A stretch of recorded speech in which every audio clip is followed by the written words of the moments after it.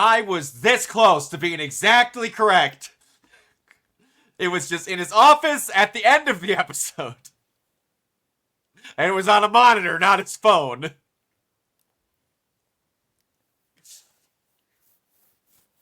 So, they are not afraid to just throw fucking characters in this show. There's a lot in there. Artemis Cho is in this? What? This is the first one that is showing within 2 episodes just how ridiculous New York Marvel is. Mm-hmm. For people that don't know, in Marvel, in comics, if you carjack someone, you can get your ass beat from anyone from Moon Knight to Ghost Rider if you're in New York.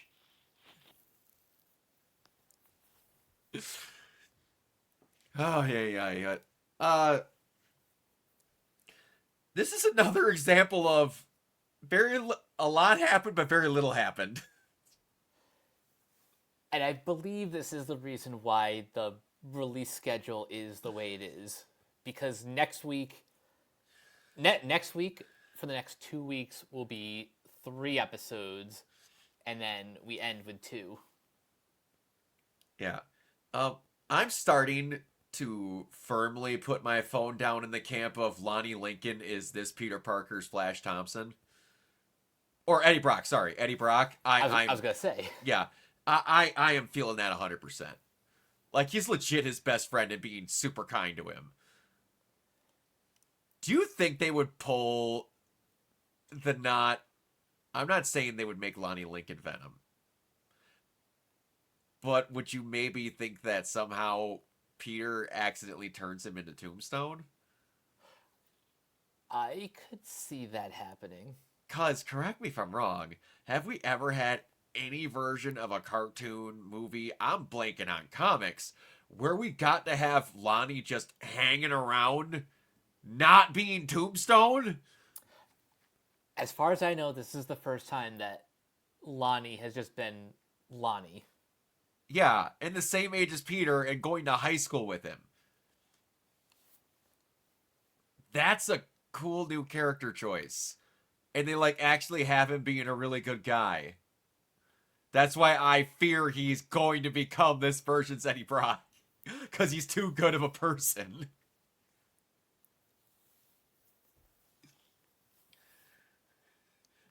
He's actually likes Peter. He's inviting him to parties. He's calling him his good luck charm. He genuinely thinks he's a good dude.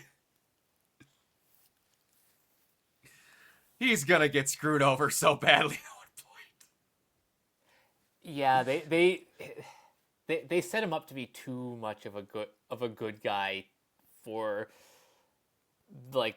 that house of cards to just come crumbling down. Yeah, because to quote the title of the episode, the Parker luck is what's gonna happen. So, could you... I have to ask, because, we just both watched this episode together.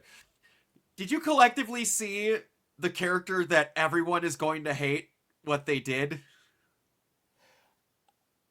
You're going to have to be a little bit more specific. A character that not only got race, but gender swapped? Oh, Dr. Connors. Yeah. I can feel the stupid articles already. I don't care, because nothing about Kirk Connors was special with the gender, other than his name's Kurt, or his race. You know what? He turns into a lizard. That's what matters. True. I'm just kind of happy with who they got to play this character, Zara Fazal. She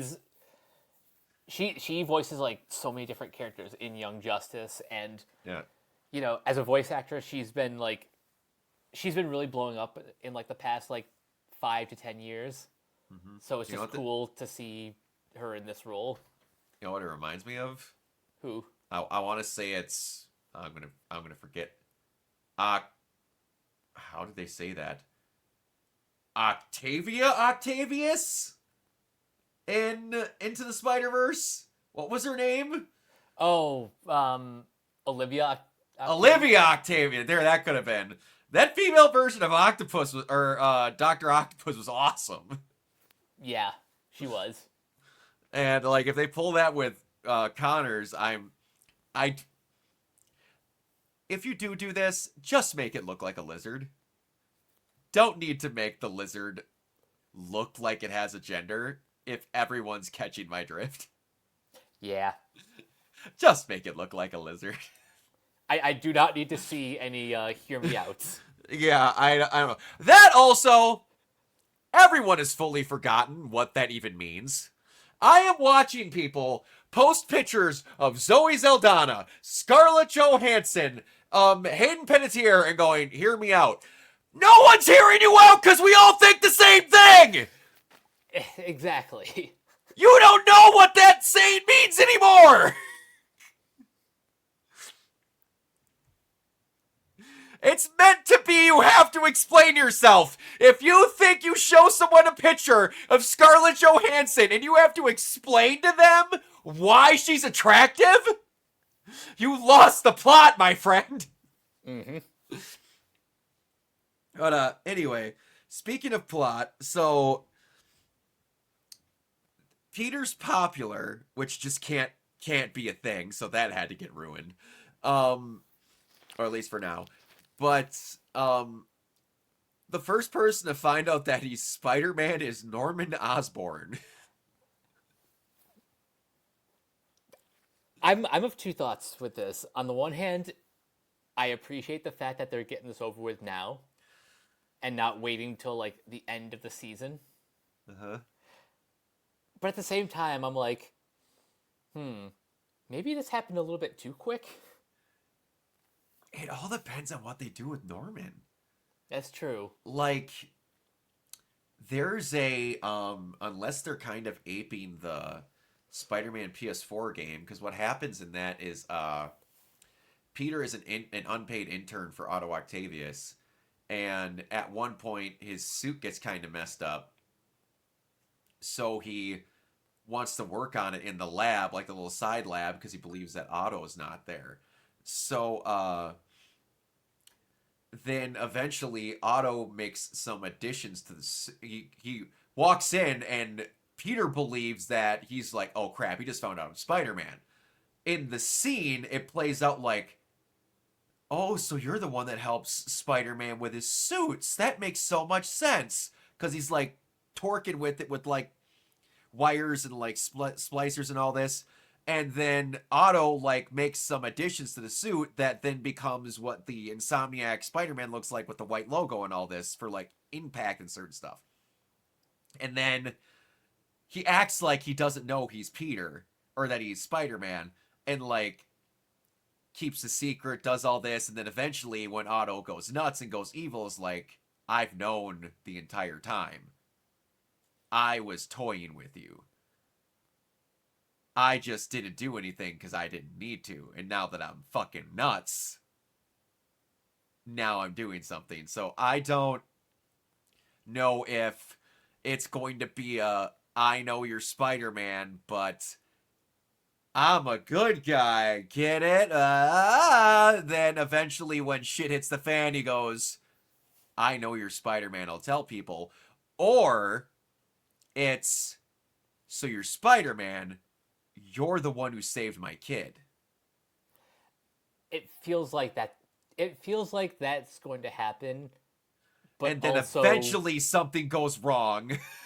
yeah. Or genuinely he wants to thank him because he's Spider-Man, and then he doesn't do something wrong. He becomes the Goblin, and maybe he goes stir crazy and actually forgets that he's Spider-Man, like his mind gets fried. Like to the level of where he even forgets Harry's his kid. Like imagine if they go full on like Ultimates Universe Goblin where he's like a fucking mutant. That would be interesting. Because they're already showing that they don't give two shits about what the regular Peter Parker DNA looks like. They're just True. throwing shit at the wall. It's working. It really is, but they're kind of just like, we're going to throw all of it in the old gumbo pot and see what people like. That's something I appreciate about this show is that like it's built off the DNA of the MCU, but they went right when the MCU went left. Mm-hmm. It'll be interesting to see where they go, because I genuinely don't know what the show is trying to accomplish. Because again, with like, well, actually, I know now that I'm remembering a thing, and it's kind of like what the Insomniac thing is, because like I said, he had the old suit, and then Otto gifts him the new one with the upgrades in it. From what I understand, one of my favorite Spider-Man suits, which is normally called the Future Foundation suit, becomes the Osborn suit. Is that the white suit? Yes. So, yeah. So I'm going to guess that he goes, "You saved my son. You're a hero. You're not doing it in that pile of garbage that you've been walking around in. Here's the Osborn suit." Right, because we have seen that in trailers before. So Yeah, this, and this could be it, where it comes from. and it's been labeled as the Osborn suit too. So that's what it'll be in, yeah, I have a feeling that's where they're going to go. And that's definitely different. So I appreciate that, because again, I don't know if y'all have known this, they like to make the Spider-Man cartoons. You gotta try something different every now. Something else I appreciate about this show so far, again, this is only based on the first two episodes. It feels like it's telling one story, but it also feels episodic compared Yes. especially compared to other MCU shows. Yeah. It very much feels like a monster of the week type of thing, but it's carrying. It's always got the A plot there, but it's a very small A plot that just keeps trucking. Which I'm okay with, because that's what old school cartoons were like. I kind of miss that. You had to introduce your people, which, like, there was the Flame, which ended up being Cletus Cassidy in Spider-Man 2, or Insomniac Spider-Man 2. Am I blanking on a well-known flame-themed Spider-Man villain? I can't recall one. Because I know there was, what's her name? It was in the Spider-Man and Friends cartoon where, like, Iceman and, oh, what's her name? Not Flamebird. Um, Wasn't it called Spider-Man and the Amazing Super Friends or something like that? Spider-Man and His Amazing Friends. His Amazing Friends, that's what it is. Uh, Firestar. Firestar! That's what it is. That's like the only one that comes to my brain when I think of fire and that, other than in the game, Spider-Man 2, they made Cletus Cassidy be the leader of the Flame, and then eventually he gets a canister that's got Carnage in it. But, yeah, unless I'm completely blanking on something, which I very well could be, I will openly admit I haven't kept up with Spider-Man comics outside of, like, the Cliff Notes in over a decade, so I could be very unaware and not going to act like I know everything, because I don't. But, yeah, it's, interesting. I keep watching every episode to look for the character that's going to turn Lonnie into Tombstone. I'm gonna be honest with you. My eye's gonna be on that nonstop. I'm like, which one of you is going to be the one that screws over Lonnie and turns him into Tombstone? Something else we kind of glossed over is one of the interns is from Wakanda, so She is. They are just like doing the whole New York is a melting pot of all the different cultures and characters. Yes, which is awesome. Also, I love Whitman. Whitman is fantastic. He's so good. He's just an asshole for the sake of being an asshole. And I love it. Look at there. I don't see anything. Yes, genius. I haven't put the slide in yet. It's awesome. I hope we see more of him. I hope he's a regular character because I love him to death. Same. I normally don't get attached to Hazel characters, but I love Whitman so much. Oh yeah. Yeah, that's fantastic. It'll be interesting to see at what rate they introduce actual villains in. Cause there's only 8 total episodes. 10. Did you say the next 2 weeks are 3? So this week we had the first 2, Yep. and then next week is 3, so that gets us Okay. to 5. 5, yep. And then the next Then week it's 3, then 2. yeah. Oh, that's right. Okay, got it. Still, only with 10. That's... If you're going to carry onesie-twosie plots throughout the whole thing, I don't know how... It'd be interesting to see at what rate they introduce legit Spider-Man villains in.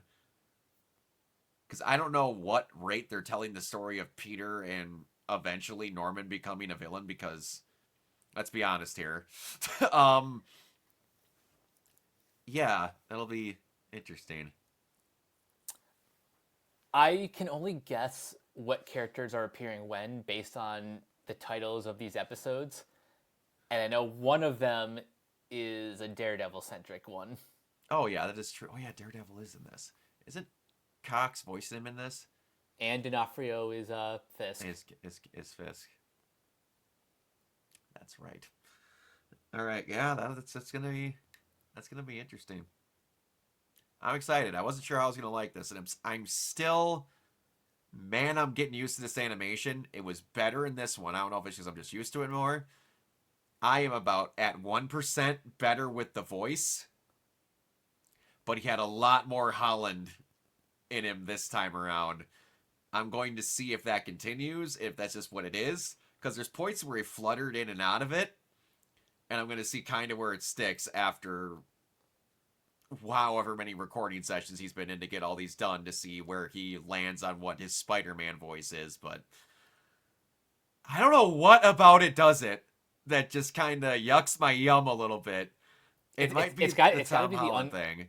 Yeah, it's got to be the uncanny valley of it all, where like he's not Tom Holland, but the voice direction has like he's like trying to do the same inflections, and it's just not like 100% there. Yeah. Also, one thing I appreciate about this episode, and if it is an MCU thing, that's fine. I'm glad that we've gotten to a point where Aunt May can be the age of someone's aunt. Yeah. Because people got very mad when Marissa Tomei, a 50-year-old woman, wasn't old enough to be Aunt May for a 16-year-old. Everyone, I understand what Aunt May normally looks like, but to be someone's aunt, you do not need to be 75. You can look like you're 40. Her name is Aunt May, not Great Aunt May. Yes, exactly. Don't mean to burst your bubble, but I was an uncle when I was in high school. Or, no, sorry, just out of high school. It can happen to when that kid turns 16. I am not quite 96. As crazy as that sounds. But, alright. Unless you got anything else, I think we're kind of done here. Yeah. I'm just really looking forward to the next batch. I am too. This is the first time where I'm more like... Because you get a Spider-Man cartoon, you know you're getting a Spider-Man cartoon. And you have, oh, I'm going to see Rhino, I'm going to see Electro, I'm going to see Shocker, and then that. Like, this is the first one where I'm generally like, what characters are they putting in? And what are they on? Because ever since I'm going to say it again, they're making Lonnie Lincoln, Eddie Brock in this. I'm interested to see where they plug people in. And, like, they have a Runaways character as, like, his best friend. It is the most Marvel characters with a dartboard thing I've seen in a Spider-Man cartoon in forever, but I'm okay with it. Same. So yeah, I'm intrigued. All right, Mike, where can everybody find you? You guys can find me on various social media sites at Captain K42. You can check out my quick thoughts on letterbox.com/CoachK42. And you can follow Renegade Pop Culture on Facebook and Blue Sky at Renegade Pop Culture. You can also find us here on YouTube, on Podchaser. Consider supporting our Patreon at patreon.com/Renegade Pop Culture. Listen to all of our podcasts on Spotify, Apple Podcasts, or wherever you listen. And last but not least, everything can be found at renegadepopculture.com. You can escape, so do we. Absolutely. You can find me everywhere at Organoid Zero, mainly on Twitch and YouTube, but also if you're into conventions and cosplays, you can also find me on my Instagram, that it is well at Organoid Zero. Until next time, we will see you all later. Peace. Bye!